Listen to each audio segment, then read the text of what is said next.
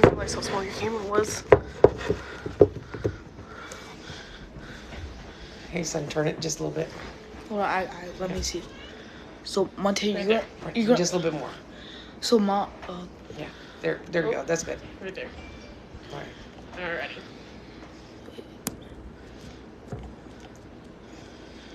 All right. Alrighty. Okay. So she's sick. I'm convinced it's COVID. It is not COVID. Ooh. I have a kidney infection. Please. Who's that? Hi. Oh, hi. Hi. Hi. All right, go ahead. Alright. So we're doing a Q&A. As you can see in the back, she's an author of a new book that deals with. So if you have any questions for her, go ahead and ask. No. That was a no. Yeah. Okay, that's all right. Okay. So I kind of helped you with some of the paperwork, right? When it came to like what you're gonna be questioned on or stuff. And one of the questions that we put down was, what is it like to be a parent with a child with PTSD? It is the pain in the rump. Well, first of all teenagers, okay, they all got like 50 different multiple personalities. All right, I'm serious. Teenagers are the worst, okay, and you really don't get through it until you hit your 30s, and then it was like an aha moment. Now, if you throw PTSD on top of it, it makes it more of a dramatic scenario. You know, you always got to watch out for signs, and you really got to know that person, because you got to, especially, okay, here it is. With the teenager, they're always, especially teenage females, they're very emotional. All right, they could cry over a tissue commercial.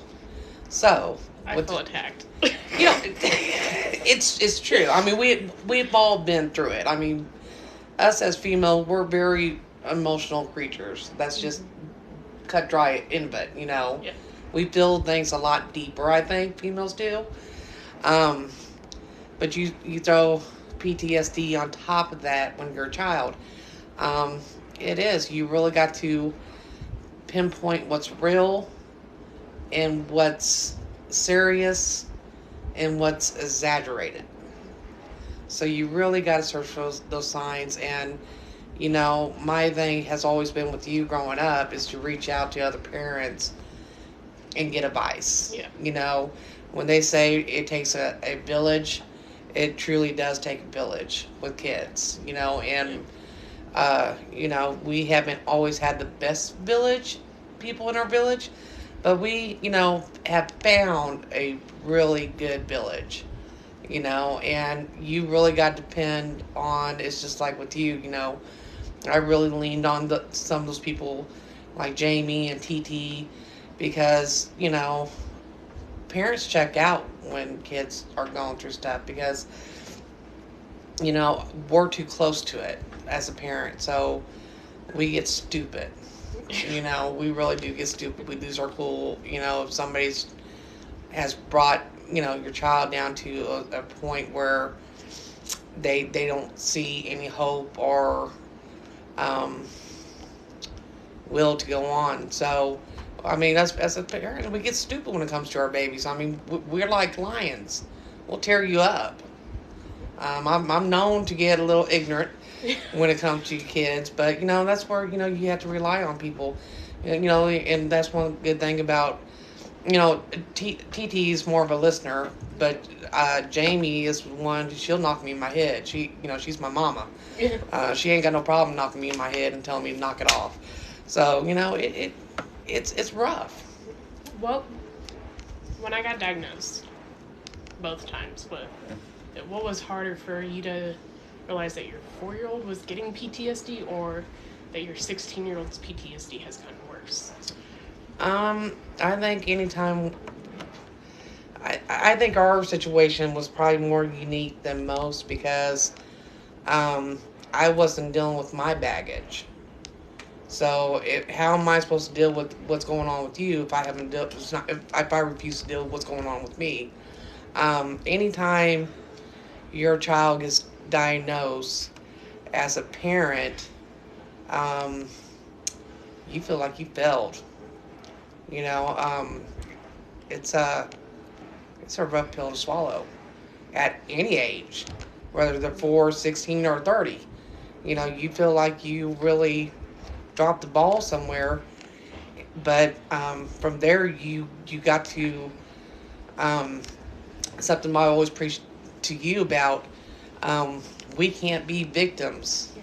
We have to be survivors, and that's what this book is all about. Where, you know, I'm hopefully in this book, I'm making you strong enough to say, hey, there is nothing to be ashamed of. You know, I got to tell my story, and I got to tell it proudly because I survived.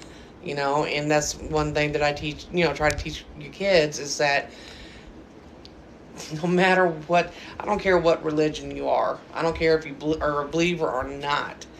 Fact remains, you got to go through the hard stuff in life to reach the good stuff.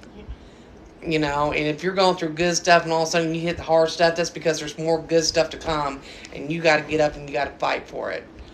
So, you know, and that's what I'm hoping this brings out of people. You know, people could look at this and say, oh my God, she survived through this, you know, and she's still telling her story, and she's doing it proudly. She don't care how people look at her. You know, she's telling it, so now maybe it's okay, I can tell my story, and I can become stronger. You know, because we as people, we can endure the worst. You know, there's people out there who lose their children to drugs, to car accidents, to this and stuff, and they survive. This is nothing. This could either make you or break you. And why, you know, there's people out there who's got it worse, so why let it break me? Let's see. I have all my questions on the top of my head. I didn't write them down at all. I'm not prepared, clearly. What was it like for you to be living with PTSD? You know, living with PTSD, I don't think you know it. I have had friends in the past, give shout out to Erica Booth, who said, you know what, I can't, you know, until you deal with this, I got to step away. And, you know, there was like this anger and stuff, but, you know, in the long run, now that I've stepped away from what was making it worse, I'm realizing, oh my God, you know, for all these years I've been putting up with this. I've been allowing myself to go through this. I allowed my family to go through all this. And once you step away, you realize, you know, the stuff that I went through, that's not love. Yeah. And I think when you grow up and you're taught love is one thing, you find out love is so much more. You kind of look at yourself there for a little bit like you're, pardon my French, a dumbass. Yeah. You know, why the hell did I put up with all of this and continue to fight for abusive love? That ain't real love. Are you joking me? And I still got my quirks. I mean, I'm not. I still got issues. I get panicky when the house gets too dirty, or canned goods are not perfectly straight, or you know, because that's what I was trying to do, or you were going to get hit. Yeah. You know, so I still got my quirks. I still don't like people standing behind me. I still don't like crowds. I still have issues with getting too close to people. I could talk to somebody and I could start stuttering because just something triggers it, you know. It's a struggle. But don't we all have struggles? Called Griffey's. It's Griffin, his last name. Griffin. Hi. It's called Griffin. Lost her. Yep. Oh, hold on. I'm gonna step away. My allergies are getting into my actual makeup. Okay.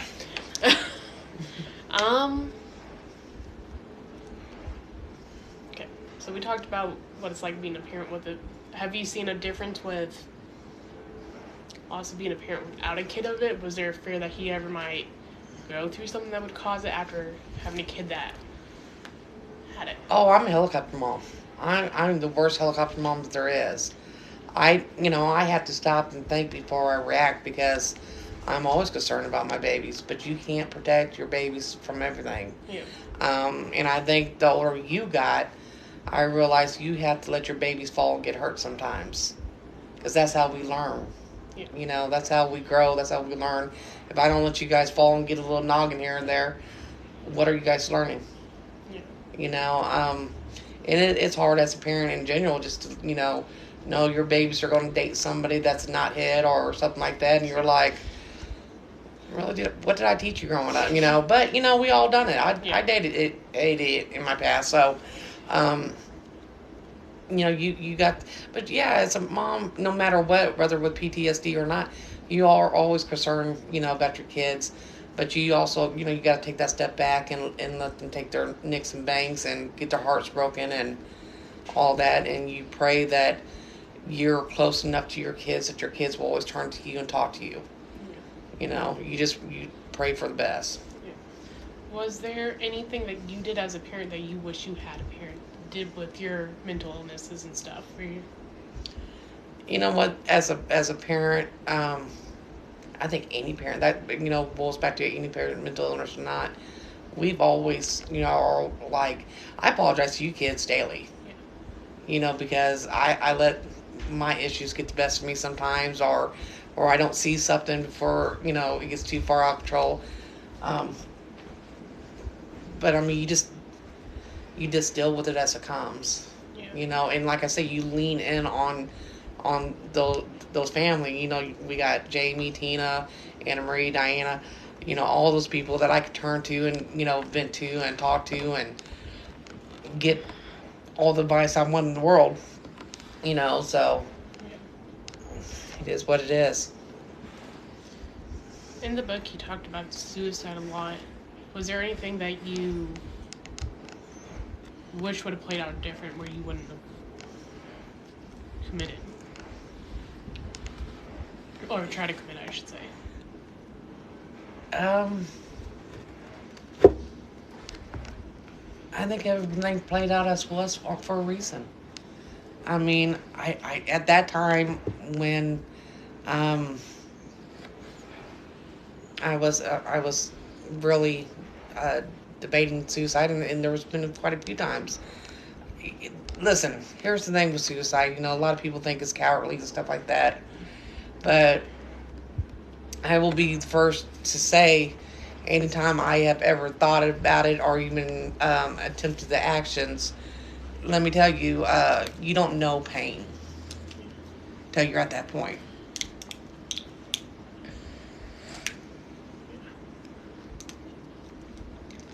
Back to, because you're also a parent that had to deal with watching a kid go through mental illnesses and stuff. Was there any fateful point when you saw your child start to commit suicide where you saw yourself? Oh yeah, I think anytime. That's the thing about the mental illness. It's almost like a mirror effect. You see the signs, because if you really start doing research into suicide and stuff like that, the moment you need to start watching somebody is the moment that they're at their happiest and pretend to be at their happiness. And I mean, if you look, just study it. You look at the people who committed suicide. They have pictures taken right before their suicide, and they're laughing and having fun. And nobody knows, because we're good at hiding it. We are really good at hiding it.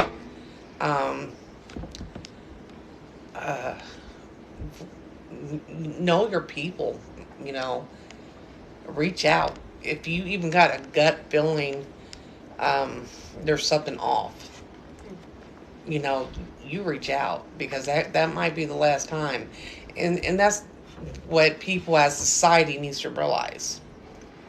When you're getting mad at the waitress, and you're throwing a fit and calling her all kinds of names and leaving her a penny tip, that right there could be the reason why she ends it. All right? Nobody knows what a person is going through behind closed doors. And that's what, in the book, Into the Darkness, Bonnie, at the very beginning, Bonnie speaks of being a well-trained actress from the start. That's what we all are at the start. It's just people that are going through stuff. We're better than any actor out there. Okay? You cannot see it. So before you flip off the person or call the lady in the checkout pad or tell the guy next door what a bastard he is, you could be the reason why they end it. You better check yourself. Because that could be on you. Yeah. As simple, how you doing? Oh, you look nice today. Could change somebody's outcome. They could really start to think about ending it with just knowing that there's somebody that thinks they look nice today. Yep. Or ask them how they were doing. You know, don't be the prick. Yeah. Think about your action. And I'm not perfect. I have, especially when it comes to you kids, man, I have told off some people and threatened to wring their necks and everything else. So I'm not perfect. But man, really think about it. You know, the stinky kid next to you, they might not have ate for a whole week. Yeah. Be their friend. Who cares if people are not going to be your friend because you're hanging out with the stinky kid or the poor girl or the homeless guy? What friends are they? Yeah. When you were writing this book, was there any moments of this can't be out, I can't do this, I need to stop? Every day, I still wonder. I think there's always still that. You know, you get worried because there are. We as societies turn into a mean society. Yep. You know, we judge people for being overweight. We judge people for missing a leg or arm, or we judge people for whatever the reason is. We're going to judge them and we're going to slander them and we're going to put them down. Yeah. So there is always, but it really wasn't towards me. Is worried. I was more, and I still am. I'm worried about you kids because I don't want people, you know, harassing you. You know, because they think it's a comic show. It's not a comic show. These books, this Bonnie series, it starts out dark. It gets even darker, but Bonnie pulls through. You know, she's gonna pull through. You just gotta stick with the series, and the whole point of this. At first, I admit, when I wrote this, it was more of a healing process, me. But then the more I started to get letter and messages and stuff from other people, I realized, man, this could really change people's life.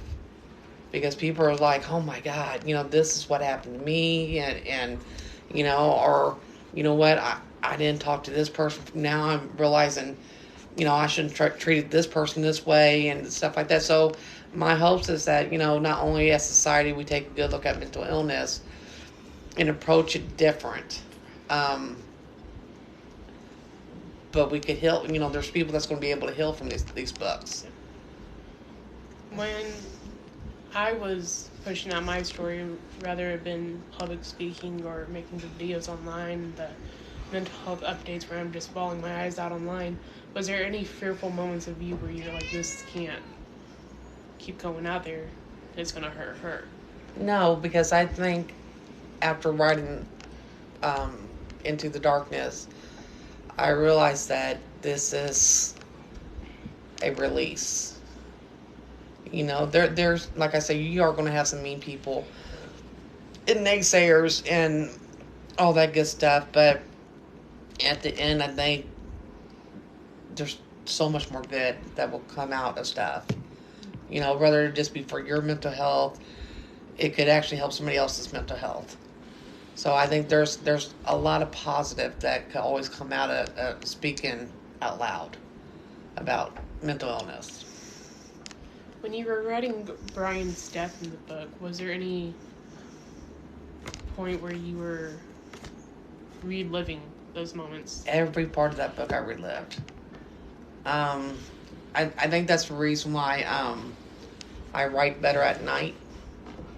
You know, because I can sob better when nobody's around, you know. Yeah, every part of it, it played out like a movie in my head, and I just put it on paper. Yeah. Now I admit, I did have to change names and change the way people looked and stuff, because when it went to the editors and they're like, oh, you need to spice up the relationship between Lana and Terry, I'm like, oh, well, we better put a different, face on that. That was a little difficult. But, no, it was a hard story to tell. Like I said, I abandoned my family for 4 months writing this, pretty much. Because I if I wasn't in Jamie and Tina's garage, I was up from 11 o'clock till the wee hours of the morning, writing this. But every letter, every word was like therapy. And I think that's good for people to know who are suffering or who have suffered. Just let it all out. And I think you got a lot of people out there, and some actors, I won't say their names, I think they try to tell their story, but they sugarcoat it, because I think as a child who goes through stuff like that, you have a tendency to protect your family, because you love them and you want that love back, so you try to protect them, like reverse roles. Yeah. I was the mom and they were the child, and it's time. I think I learned that I had to start protecting me and my family. I can't fight for something else. You wrote in the book about having panic attacks, and I know that's a real thing that you go through. In your eyes, which is harder to go through, is it the panic attack or watching someone else go through the panic attack? I think both. I think when you're watching somebody else go through the panic attack, you know that pain. Most people, when they hear panic attack, they think something you see on TV, or some preteen meltdown or something like that. But a true blue panic attack, it's scary. It's painful. You don't realize what's going on. You have chest pains. You can't breathe. I know there's been a lot of times my nose would just start bleeding because my blood pressure spikes. It's scary, because you don't know if you're having a heart attack, and if you're going to die. You don't realize it's a panic attack until it gets underneath control. But it's there. It's no matter if it's you or somebody else. It's a scary thing. You talked about going through having a bloody nose, but I know you've even seen it with me, where I just start to repeat the words, I can't breathe. What is that like, being a parent, that knowing that until your child gets through this panic attack, you can't do nothing to help them get that breath back? It's like I say, it's scary, but you got to remain calm and focused to help them remain calm and focused, because if you start panicking, it's only going to make their panic even worse, because then they see that fear in you. So that's where you have to step up as a leader and as a parent to maintain that level head. And I suck at it. Your dad has been a pro at it. I suck at it. I mean, 101, I failed that part as a parent, Yeah. Jack, scream. You're still in your job. Screen. What do you hope for to come out in the next book?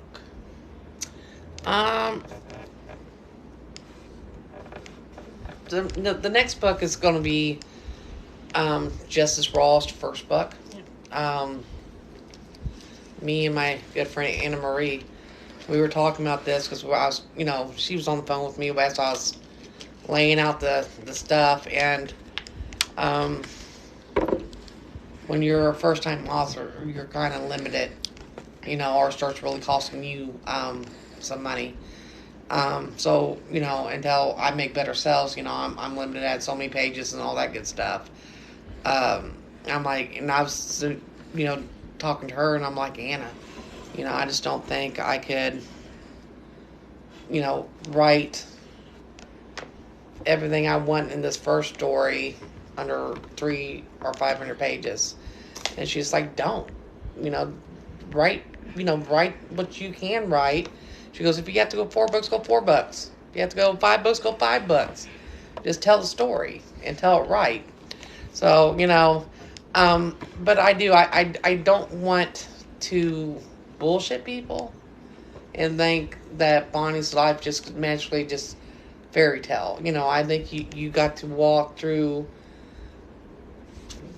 the depths of hell with Bonnie and see her climb out of there. Yeah.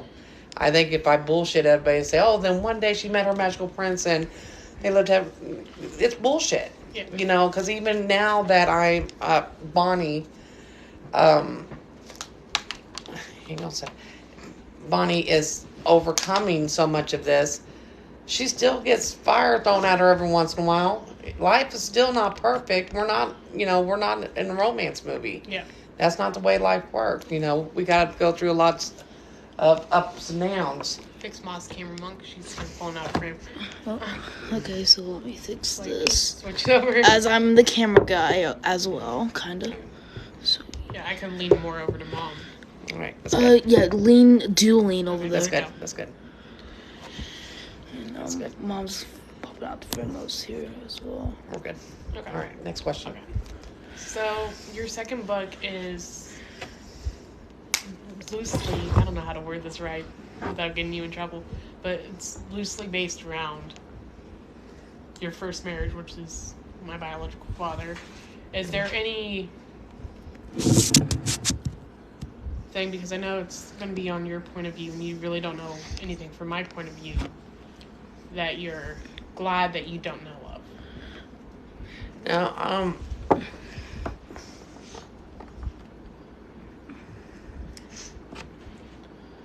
I think you'll have to buy the second book to find out. I'm going to leave it at that. I think that's the best way to cut it. You're going to have to buy the second book to find out. Yeah. Do you ever wish things would have played out different with your biological father, where he would have saw the light before he died? I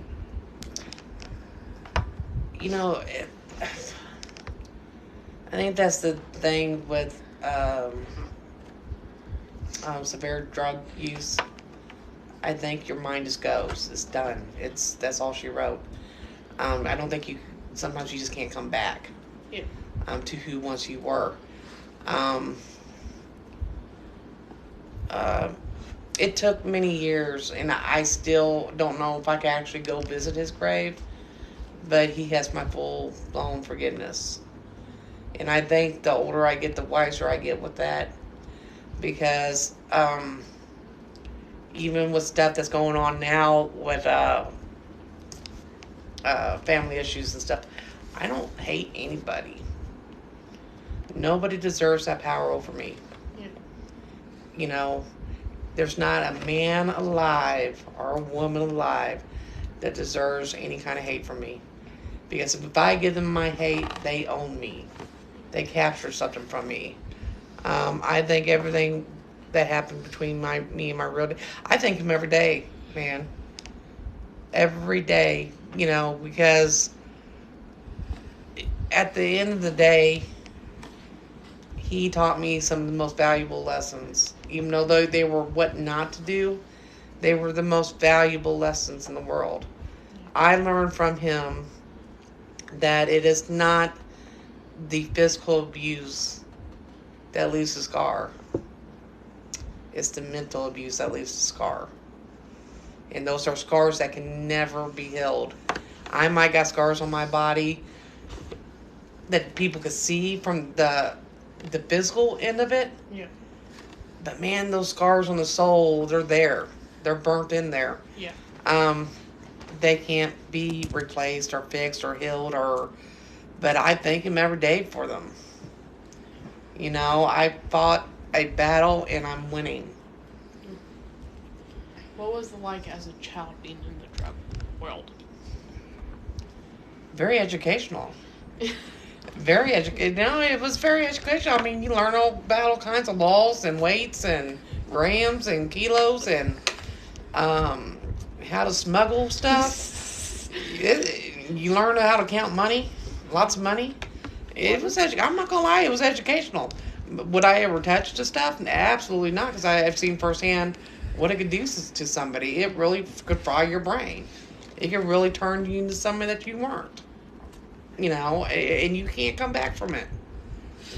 So, no, it is scary.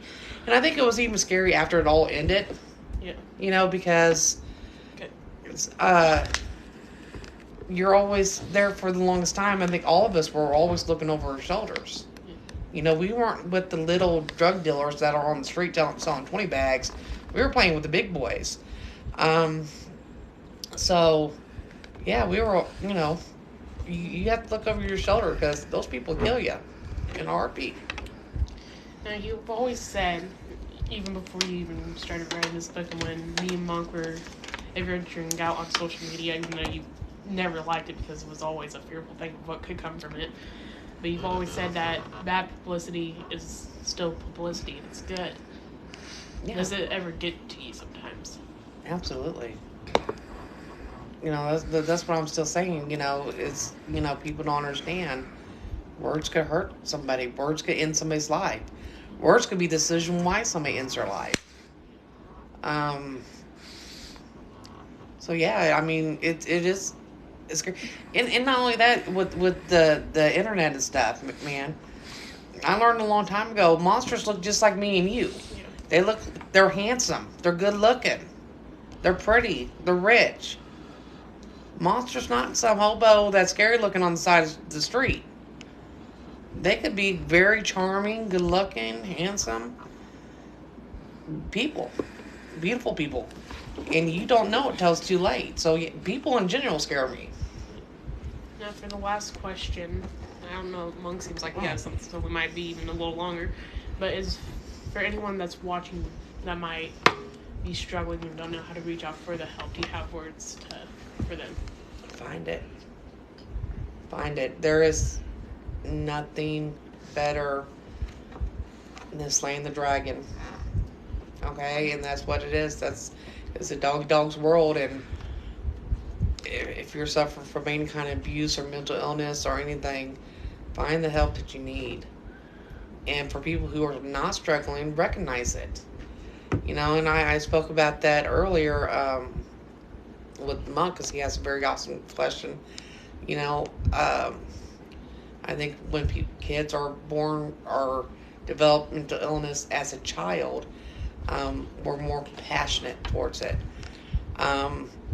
As they grow into adults, especially if they don't have those issues taken care of and not seeking help for those issues, I know I have, but they act out erratically. We simply do stuff to prove that we're not worthy of love, friendship, and stuff, whether it be harming ourselves or harming others. I know that sounds pretty shitty, and it sounds like I'm giving people excuses, but it's true. We'll hurt somebody in a heartbeat just to rather, most likely verbally, not physically. I mean, sometimes it does get physical. People who are suffering really bad, but verbally, people, because we're just trying to prove, you ain't gonna stick around. What is love? You don't love me, I ain't worth it. So we'll push them away in a heartbeat. Recognize those signs and get them some help. And that's the thing here, we're the United States of America. The United States of America, and we cannot give grown people, if we're seeing a grown person suffer from mental illness, whether it be suicide or whatever, and they're a danger to themselves, we can't have them locked up because they're an adult. If we got hardcore facts that, they're a danger to themselves and another, we shouldn't have to jump to hoops or wait till something happens. What's that now? I know the way mental health is taken care of is a joke here in America. It is a joke. Why are we letting people suffer? We shouldn't allow anybody here in America to suffer at all. We should not let our veterans go hungry and homeless because they're suffering from mental illness. It should not be happening here. We should be the land of the proud. And we're failing our own people, and it's a joke. So, yeah, just reach out, talk to somebody. And don't be ashamed. There is not a person alive on God's green earth that does not suffer from mental illness. One shape, form, or fashion, we all suffer from something. That's your cat. That's my cat. Of course. Okay, well, you had a piece of paper. Do you have something that you want to... I mean, I have a couple questions. All right. Okay, come on. Okay, so let me. Right here. Okay, I'm probably gonna have to reset this multiple times. Oh, it's fine. Just shoot. Okay, just there you go. Just tell me when it goes off. Hello, I am now the cameraman, I guess. I got the whole house. All right. Okay, so basically, I know I do the photos on TV, but I got a serious question. So what's your entire viewpoint on everything that you went through? It's life. You know, but that's basically what it boils down to. You know, we're not all dealt a perfect family. I don't think there is any perfect family, but we're not all born with golden spoons up our behinds, right? You know, it's just life. You go through it, you fight through it, you overcome it, you become better from it. That's my motto to you. Always get through it. Yeah. Is that it? Well, we might want to do some questions on the phone since it's a Q&A as well. Oh. Is there any questions on there? I can't read that far. If you Yeah, want I to don't have ask a glasses. question about anything, unless it's like something hold on. bad. Hang Give on, me the wait. phone. Not mine, because I see comments on mine. Here, there's sister's phone. No, not Sisters. that one. Oh That's my mom's. gosh. I don't think there's any. Yeah, there's only one person on mine. So I'm just gonna wave to Okay. Do you know the company Negro? Oh. Okay. They were trying to get us to say the N-word. Someone called us the goat. I don't know if you know what that means, but that's good. what does it mean? Goat. It's just a good compliment. Okay. Someone said that I'm we were old. I pretty. don't know. I don't know what goat means. Someone said we're pretty. Oh well, you're awesome. Yeah. And then, of course, someone was trying to, make us say the N-word. So. Well, we're not going to say slander words. That's Yeah, inappropriate. Okay. Set that back over there. How dare you? All right. Please. All right. Okay, so All right. Is that it? I think that's all. I mean, Well, thank you for joining us, guys. I appreciate all y'all for tuning in. Oh, Oh, hit that. Somebody. invite. Accept. Yep.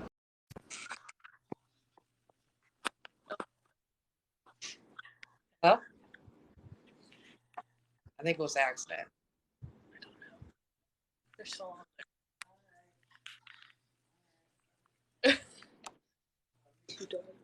This is just some. All right. What did someone say? Oh, someone joined. Hello, whoever joined. Say your question. Anybody got any questions? Yeah, I think that was like a pocket dial or something like that. There we go. He just realized that. And then I someone feel just sorry walked for towards him. you. I feel so sorry for him. It was an accident. Okay, so Teddy Underwear. Hi, how you doing? All right, so I think we're about to wrap up unless anybody has any questions. got 10 seconds. 10, 9, 8, 7, 6, 5. All right, well, I appreciate y'all for joining. Oh. Oh, wait, hang on. We got somebody joining. Accept. Yep. You know, trigger me. Oh, they joined. Hi. Hey, where y'all from? You got a question or? Yeah, that's a question. Where y'all from? Missouri. Y'all look black, like extra black. TikTok, bro. Hey, my bad, I'm lit right now. Hold on. What's that in the back? I don't know them. I No, what's that in the background? Where? What's Right the here. background? What does she wrote? What is that? That's the book that we're talking about that I wrote. A book that you wrote? Yes. Oh, they talking about their book there. That's why they. That's why they. How long it took you? It took me 4 months to write. I can't even write for 30 minutes. Hey, for real though. Yeah. What's Well, the book? hopefully do what? What's the book about? What's the book about? It's about it's loosely based off my life growing up. About some of the stuff that I went through, turmoil and trauma. So you just TikTok to like Do what? you TikTok to promote it, like to get buyers and all that. Like you sell it. Yeah, it's on Amazon. Okay. He was asking if he was promoting it off of TikTok. Yeah, she wanted to question me about it. Any place but TikTok. Why? Anything. You know that. Do what? You're breaking in and out.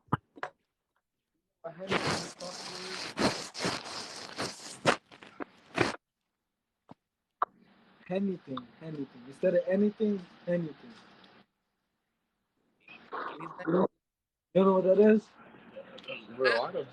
Let me see.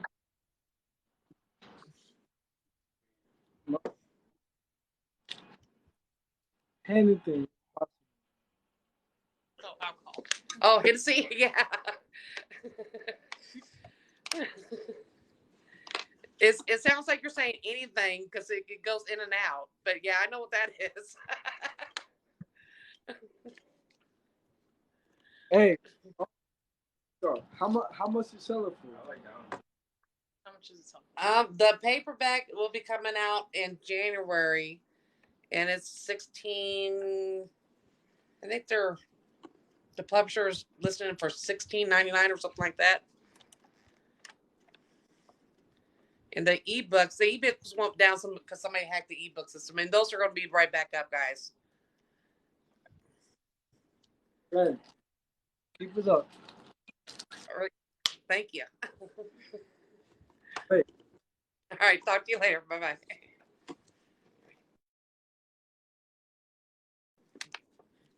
hit the end. And X. X big. I'm so new to this. We're trying to figure Is it it out. the plus sign?